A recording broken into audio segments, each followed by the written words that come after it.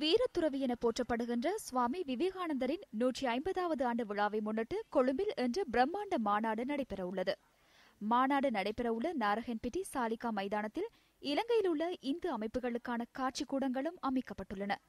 இன்று முற்பகல் தொடக்கம் பெருமளவிலான மக்கள் இந்த காட்சிக்கூடங்களை பார்வையிட்டு வருவதுடன் நாட்டின் 8 திசைகளிலிருந்தும் அணி அணியாய் மக்கள் மாநாட்டு வளாகத்துக்கு வந்த வண்ணமுள்ளனர்.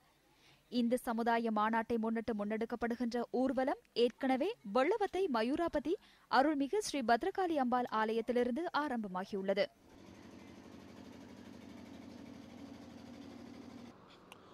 வீரத்துறவி விவேகானந்தரின் 150வது ஜென்ம தினத்தினை முன்னிட்டு நடைபெறுகின்ற பிரம்மாண்டமான இந்து சமுதாய மாநாடு நாராயணப்பட்டி சாலிகா மைதானத்திலே இன்னும் சொற்ப வேளையில் ஆரம்பமாக இருக்கிறது.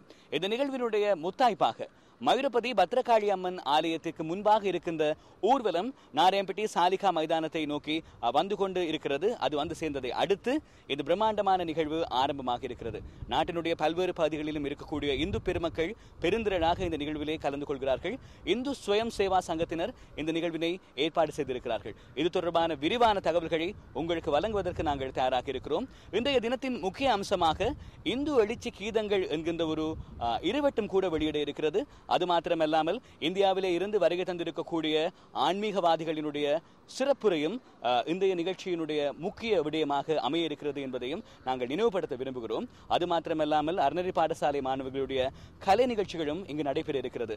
ஆக மொத்தத்திலே இலங்கை மக்களினுடைய வரலாற்றில் இந்து மதத்தவர்களுடைய வரலாற்றிலே ஒரு மாபெரும் திருப்பு முனையான ஒரு வரலாற்று ரீதியான நிகழ்வாக இந்த இந்து சமுதாய மாநாடு அமைய இருக்கிறது என்பதில் எதுவிதமான ஐயமும் இல்லை.